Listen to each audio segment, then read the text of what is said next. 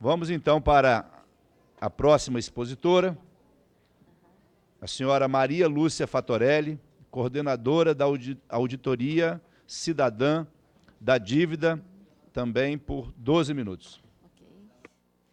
Boa tarde. Boa tarde, caro deputado Helder Salomão. Parabéns pela iniciativa de realizar esse seminário internacional. Cumprimento todos os companheiros e companheiras de mesa, em especial os nossos irmãos chilenos que trouxeram grande contribuição. Em nome do deputado Capiberibe, que tem uma raiz muito especial com seus pais, eu cumprimento todos os demais parlamentares presentes, e meu colega Elias, eu cumprimento toda a plateia também. Eu preparei uma exposição, que não vai dar tempo de falar tudo nesses 12 minutos. Acho que eu prefiro, pode ser? Ótimo.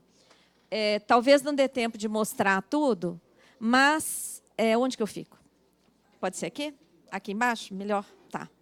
Até prefiro. Mas a apresentação vai ficar completa no site, né? A contribuição que eu queria trazer da Auditoria Cidadã da Dívida é o contexto onde se encontra essa reforma. Porque se a gente não compreender o contexto, é como entrar num caminho escuro, sem entender para que lado vamos. Então, primeiro, a necessidade de pagar a chamada dívida pública tem sido a justificativa para a destinação de maior parte do orçamento federal, todos os anos, para juros e amortizações, conforme folheto, gráfico constante do folheto que eu distribuí aí para vocês. Contínuo, rigoroso ajuste fiscal. O ajuste fiscal, a justificativa é pagar a dívida. E o que é o ajuste fiscal? Corte na saúde, na educação e todos os direitos humanos. Se nós vamos falar de direitos humanos, nós temos que falar do ajuste fiscal que está prejudicando o atendimento aos direitos humanos. A desculpa para as privatizações, desde Collor, passando por todos os presidentes, todos os governos, porque todo mundo privatizou. A justificativa para as privatizações tem sido pagar a dívida. A desculpa da contra-reforma da Previdência é a questão do ajuste fiscal, é pagar a dívida. E modificações constitucionais danosas, como a esdrúxula PEC do teto, a emenda 95, que congelou tudo, congelou investimentos em educação, em saúde, saneamento, ciência e tecnologia, tudo. Mas os gastos com a dívida pública ficaram fora do teto. Muita gente não soube disso, muita gente não sabe disso até hoje, que os gastos com a dívida são privilegiados. Aí que está o privilégio no Brasil. Então, se a gente não entender esse privilégio da dívida, essa absorção todo ano de mais de 40% do orçamento, o orçamento desse ano de 2019 reserva 44% para a dívida, 350 bilhões, menos de um quarto para servidores públicos, que estão sendo aí colocados como bodes expiatórios, porque já houve a reforma do servidor público. O servidor público hoje já está no mesmo teto do INSS, de R$ 5.840 e poucos reais. Só os antigos que pagaram sobre o bruto e continuam pagando sobre o bruto mesmo depois de aposentados, é que recebem um pouco acima do teto de R$ 5.840 e poucos reais. Agora, quem recebe acima do teto constitucional não tá, que é privilegiado, não está nessa reforma. Isso aí é uma distorção. Olha esse gráfico. Aliás, essa tabela. Quanto mais pagamos, mais devemos. Todo ano pagamos uma montanha de amortizações da dívida, mas a dívida cresce. Por quê? Porque a maior parte do que está contabilizado como amortização não é amortização, são juros. E juros são despesas correntes. É proibido pagar juro com emissão de novos títulos. Então, mais um privilégio da dívida, senhores deputados. Enquanto faltou dinheiro para a educação, corta. Olha aí as universidades públicas inviabilizadas, os institutos federais inviabilizados. Falta dinheiro para a saúde? Corta. O povo morre sem cirurgia, morre nas filas dos hospitais. Por quê? Porque é proibido emitir título para pagar despesas correntes. E a despesa corrente com juros? Desde o Plano Real, emitem títulos, paga o juro e vai lá e maqueia, contabiliza como se fosse amortização. Tá? Isso é inconstitucional, está ali o link, quem quiser aprofundar mais. Então, resumindo, a dívida pública tem sido gerada por mecanismos financeiros. No Brasil, a dívida não corresponde a investimentos públicos, como os países adiantados fazem. Assumem dívida pública com juro bem baixinho e investem. O que o Brasil faz? Maior juro do mundo, dívida gerada por mecanismos sem contrapartida e não investe. Tá? A dívida aqui no Brasil funciona como um sistema da dívida. Nós criamos esse termo, sistema da dívida, para caracterizar a utilização do endividamento público às avessas. Em vez de significar um aporte de recursos, significa um contínuo ralo, uma contínua subtração de recursos, dívida sem contrapartida, só beneficia o setor financeiro. O déficit nominal não está, nem nunca esteve na Previdência Social. Previdência Social não é problema, é solução. Minora as desigualdades sociais do Brasil. O problema fiscal do Brasil está e sempre esteve no Banco Central, nos gastos com juros e não nos gastos sociais. Nem com previdência, nem com saúde, nem com educação, nada disso. Olha esse gráfico. Os números oficiais tirados do Banco Central. O que faz o déficit nominal, que são essas barrinhas vermelhas para baixo, é o gasto com juro. Os dados oficiais comprovam. Tá? E os outros gastos? O ministro Gabas já falou, produzimos superávit. Tivemos, olha, 1 trilhão de superávit primário. Tivemos sobra de recursos nas contribuições da Seguridade Social, desde a Constituição até 2015, inclusive. O superávit, de repente, em 2015, inverteu, derrubaram a economia brasileira. O resultado positivo da Seguridade Social chegou 2015, derrubou. A arrecadação vinha subindo, chegou 2015, derrubou. O PIB vinha crescendo, em média, cerca de 4% ao ano, em média. O que aconteceu em 2015? Caiu 4%, negativo. E 2016 também. Em 2 anos, caiu mais de 7%. O que provocou essa crise no Brasil? Nós não tivemos aqui, deputado, nenhum dos instrumentos que produzem crise. Quebra de bancos, que foi o que produziu a crise nos Estados Unidos, não tivemos aqui. Aqui os bancos lucram como nunca. Não tivemos quebra de safra, não tivemos adoecimento da população e não tivemos guerra. Não tivemos aqui nenhum dos 4 fatores que produzem crise na economia capitalista. O que derrubou a nossa economia a partir de 2015? Nós produzíamos 1 trilhão de superávit, a dívida saiu de 86 bilhões, foi parar em 4 trilhões. O que produziu isso? Não foram os investimentos na Previdência, nem nos demais gastos sociais. O que produziu isso, a explosão da dívida e a fabricação da crise, foi a política monetária do Banco Central. O Banco Central, em vez de estar funcionando como o Banco Central do Brasil, para promover o nosso desenvolvimento socioeconômico, gerar emprego, está funcionando como o Banco Central dos banqueiros, com uma política monetária suicida. Em 2013, o juro estava em 7,25%. Em apenas 2 anos, o Banco Central levou o juro para 8, para 9, para 10, para 11, para 12, para 13, para 14,25%. Chegou em 14,25, um patamar suicida, ficou aí mais de 1 ano e demorou para cair. Junto com isso, o Banco Central aumentou a remuneração da sobra de caixa dos bancos. Toda a sobra de caixa dos bancos é depositada no Banco Central e o Banco Central entrega título da dívida para os bancos. À medida em que os bancos estão com o título da dívida, o que eles ganham diariamente? Juros, os maiores juros do mundo. Essa operação gerou, ao mesmo tempo, um aumento da dívida pública em 1 trilhão e 200, um rombo de 754 bilhões de reais em 10 anos, sem atualização, só somando os valores nominais que estão lá na página do Banco Central. Se corrigir, chega no trilhão que o Guedes quer. Não precisa destruir a Seguridade. Basta parar de remunerar a sobra de caixa dos bancos, que, aliás, não tem nem fundamento legal para essa remuneração. Tá? Ela provoca elevação brutal do juro de mercado por causa da escassez de moeda na economia.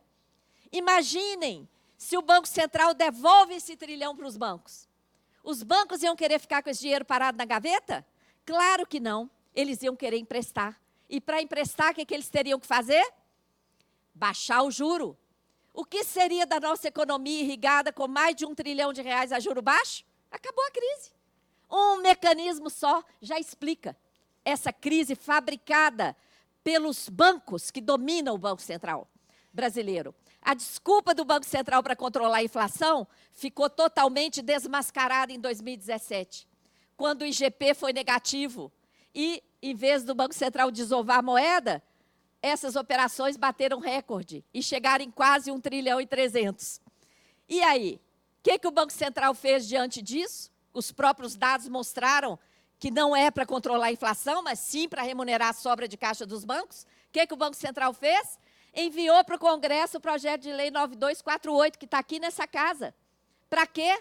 Para legalizar essa remuneração escandalosa que produziu dívida, produziu crise, quebrou as empresas, porque a taxa de juro de mercado bateu recorde e as empresas ficaram sem acesso a crédito, sem acesso a capital de giro. Enquanto toda a economia despencou, as empresas fecharam as portas, o nosso povo ficou desempregado e o PIB caiu. Olha o lucro dos bancos, deputados. O lucro dos bancos explodiu em 2015. O que explica isso? Banco não produz riqueza. É evidente que existe um mecanismo que transfere recurso público para o setor financeiro. E esse mecanismo é a política monetária suicida do Banco Central, que produziu a crise. E aí, fazendo uma análise sistêmica, depois de produzida a crise, quais as medidas adotadas para contornar a crise? Emenda do teto, que amarra toda a economia e favorece os bancos, que ficaram fora do teto. Reforma trabalhista, reforma da Previdência, que só favorece banco. Privatizações, esquema fraudulento de securitização de crédito, que só favorece banco. E autonomia do Banco Central. Para quê? Para o Banco Central ficar livre, para continuar com essa política monetária suicida. Tá? É nesse contexto que surge a reforma da Previdência, junto com outras que Bolsonaro promete fazer. A gênese dessa reforma é a cúpula do sistema financeiro mundial. É o FMI, o Banco Mundial e o BIS que estão recomendando essa reforma. O que está por trás dela? Desmontar o modelo de solidariedade. Cortar 1 trilhão de aposentadorias, pensões, benefícios dos mais pobres e introduzir a capitalização. O que está... Esse objetivo está aqui, ó. Essa tabela, deputados, é uma foto da última página da exposição de motivos da PEC. Eu vou até chegar perto aqui, ó. Olha aqui. Deixa eu chegar no cantinho aqui. 715 bilhões, está dando para ver aqui na primeira linha? Sai de onde? Regime Geral de Previdência Social. É o INSS, onde a maioria das pessoas recebe até 2 salários mínimos. O teto é 5.400 e poucos, mas a maioria recebe até 2. Aqui, abono salarial, 182 bilhões. A PEC corta quem ganha de 1 a 2 salários mínimos. Só quem ganha até 1 salário mínimo é que vai continuar recebendo abono. Então, somem comigo. 715 bilhões mais 182 dá quase 900 bilhões. Aí a gente tem que tirar os 27, que é da redução de alíquota de quem ganha 1 salário mínimo só. Então, pessoal, 870 bilhões da economia de 1 trilhão que o Guedes está anunciando sairá dos mais pobres do INSS. Vamos acordar, minha gente, principalmente os jovens que estão aqui. Vamos acordar. 870 bilhões vão sair dos mais pobres. É mentira que essa PEC combate privilégio. É mentira. E para onde vai esse trilhão que sairá dos mais pobres? Olha só, essa frase foi dita pelo ministro Guedes no auditório do Banco Central, na posse do novo presidente. O que o Guedes falou? Precisamos de 1 trilhão para ter potência fiscal suficiente para pagar a transição em direção ao regime de capitalização. É por isso que a gente precisa de 1 trilhão. O link do vídeo dele falando está aqui, essa apresentação está disponível, vocês podem assistir. Ficou alguma dúvida de que esse trilhão vai sair dos mais pobres e vai para os bancos para pagar parte da capitalização? Parte, gente, porque o custo da capitalização não foi revelado. Escândalo, os estudos classificados de sigilosos. Eu já vou terminar, deputado. Conclua. Na Argentina, a transição custou mais de 1 PIB, custou 1,36 PIB. Se custar isso aqui no Brasil, nós estamos falando de 9 trilhões para cima. Por quê? Se uma pessoa trabalhou 20 anos, contribuiu para o INSS, ficou desempregada e vai ser contratada no regime de capitalização, o INSS vai ter que fazer o aporte na continha dela. Cadê essa estimativa? Gente, isso vai arrebentar com a economia do Brasil. Está muito iludido quem está achando que essa PEC vai abrir espaço para investimento. O trilhão que vai deixar de chegar na mão das pessoas vai para os bancos. E a capitalização representa um rombo de 9 trilhões para cima. Tá? Estudo da OIT, os chilenos já falaram, o rombo nas contas públicas é enorme. Capitalização nem pode ser chamada de previdência. É uma aplicação de risco, de alto custo, sem garantia, sem proteção social. Para encerrar, deixa eu pular a última lá.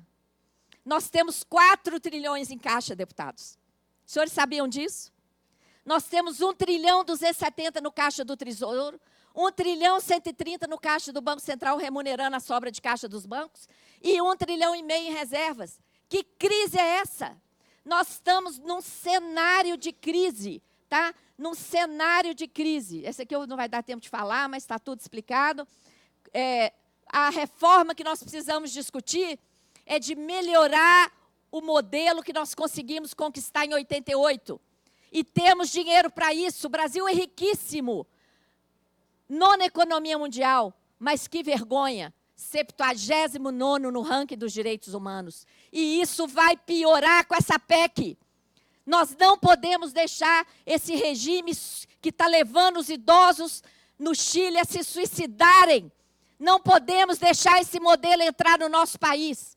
O Brasil é riquíssimo em todos os sentidos. Nós estamos como palhaços num cenário de escassez, num circo de terror de escassez, com o nosso povo na miséria, nossa juventude sem oportunidades. E essa reforma vai piorar tudo isso, vai comprometer mais ainda os direitos humanos no Brasil. Mas os bancos continuam batendo recorde. Enquanto o Brasil comanda a alta da pobreza na América Latina, aumenta a pobreza e desigualdade e a extrema pobreza volta às estatísticas brasileiras. Por isso, gente, a gente tem que conhecer de política monetária, tem que conhecer o funcionamento distorcido do modelo tributário e do sistema da dívida. Senão, nós vamos ficar aí nessa PEC, deputado, negociando bobagens, negociando um item aqui, o outro ali, e correndo o risco dessa capitalização assassina entrar aqui no Brasil, que só favorece bancos. Muito grata. Desculpa. Muito obrigado.